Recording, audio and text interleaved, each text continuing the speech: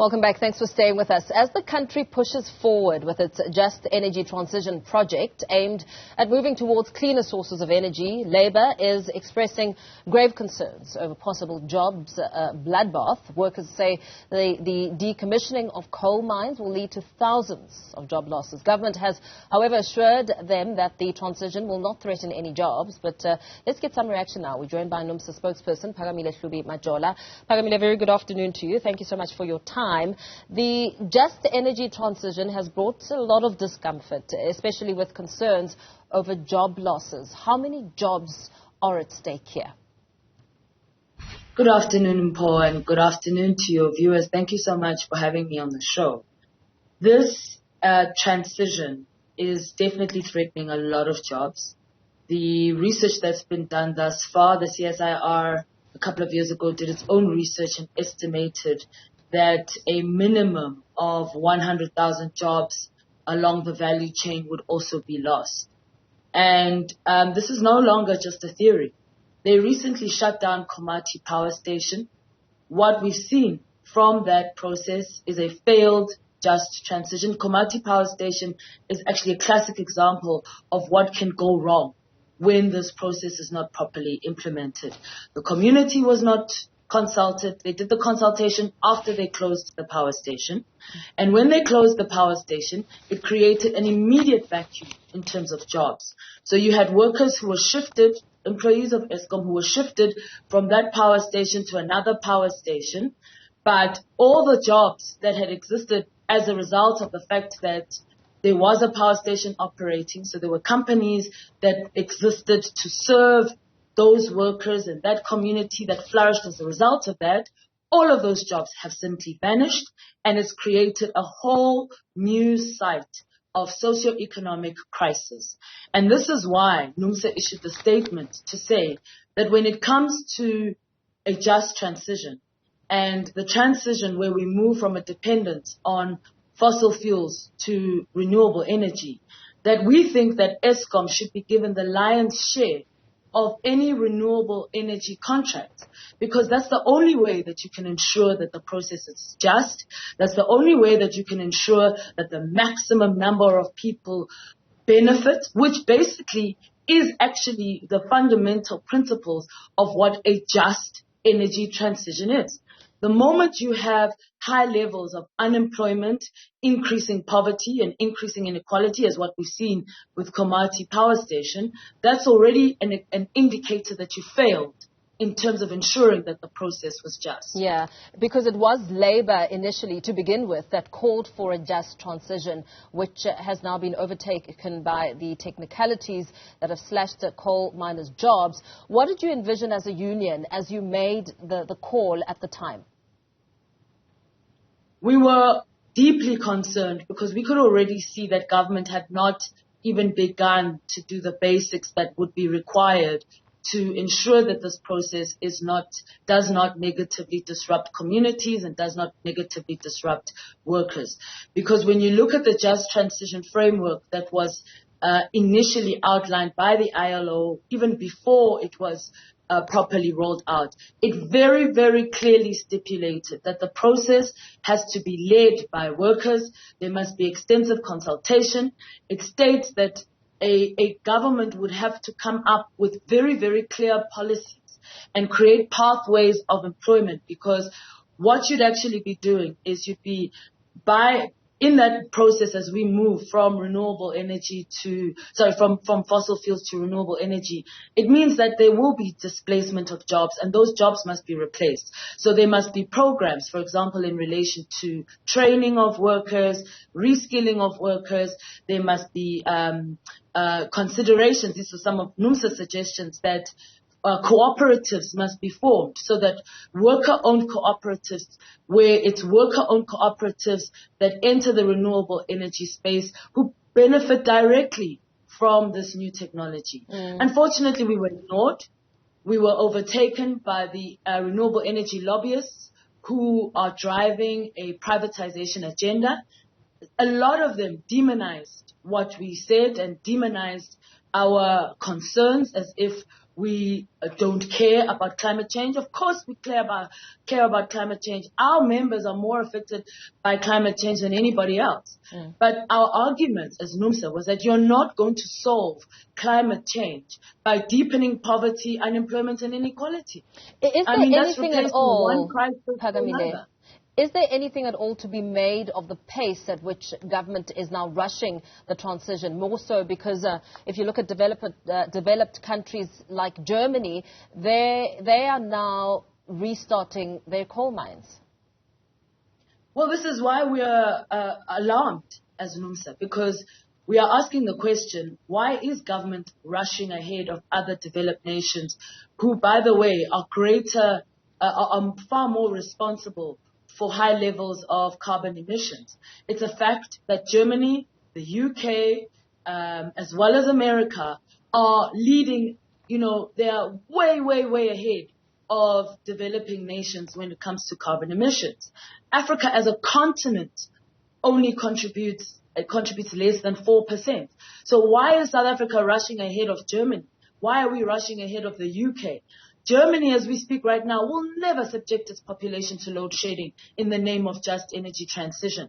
This is why they've got coal and gas to back them up when the renewable energy sources that they have fail to kick in and fail to deliver reliable energy.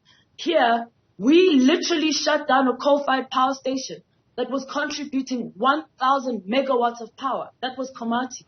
We shut it down, and we did not have any alternative source of energy that was giving us that level of power to replace it. And then we throw our hands up in the air when we're shocked that we have load shedding. I mean, Komati on its own contributed 1,000 megawatts. Prior to its shutdown, we'd already lost 2,000 megawatts from the grid because they've been shutting down units, also in the name of replacing it with renewable energy. Now, we don't have a problem with renewable energy. We have a responsibility as a nation to reduce our impact in terms of and mitigate against climate change.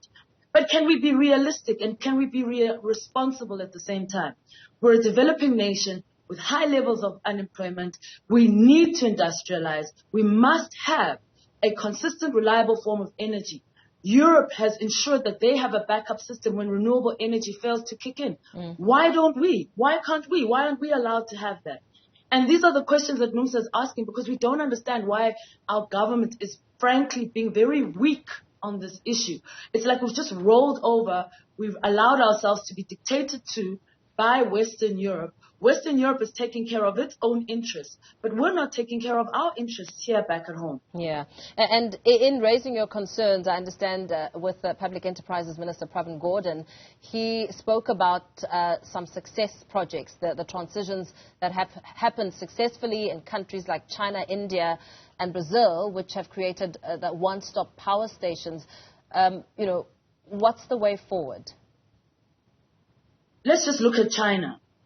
China has got many, many state-owned entities that operate for the benefit of the people. And let's talk about what they've done with energy.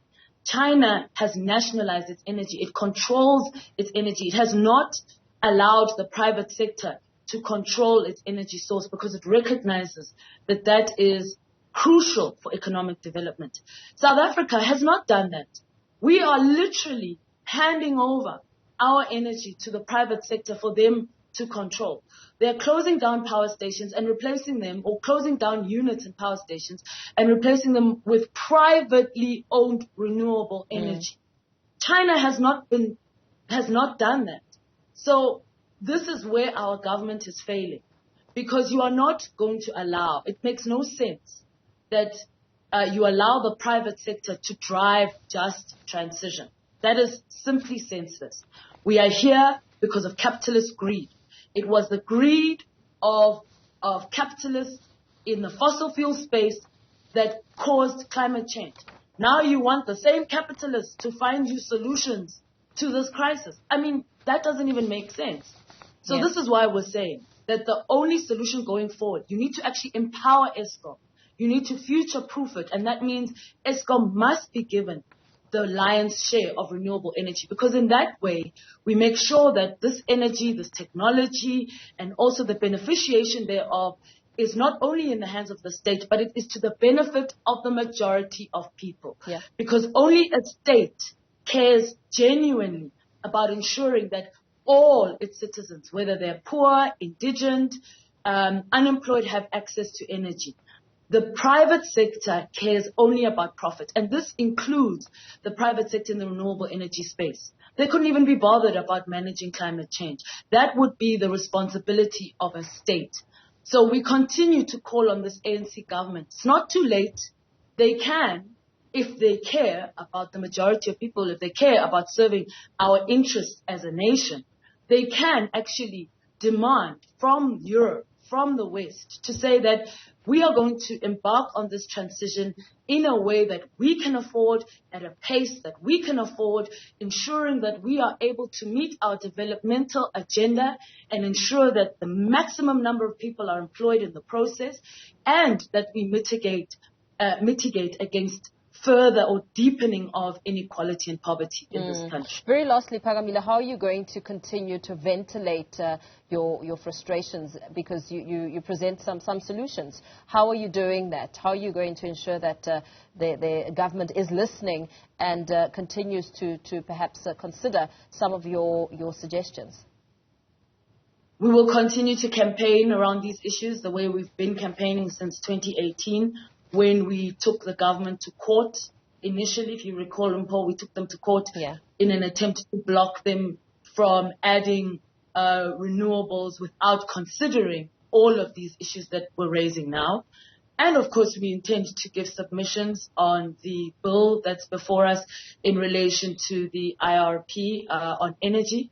But it is really time that South Africans sit up and really understand what we're going through. Part of the reason why load shedding is as bad as it is because we've taken away units that we need, and we've done so prematurely in the name of this just transition. We're suffering as a result of that. NUMSA can tell you now that almost every month we're getting retrenchment notices from companies, because there are companies that simply cannot sustain themselves with these extremely high levels of load shedding.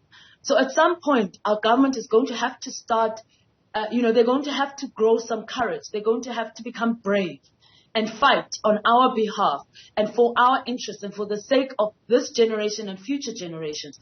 We don't want to depend on climate change loans that we have to pay back.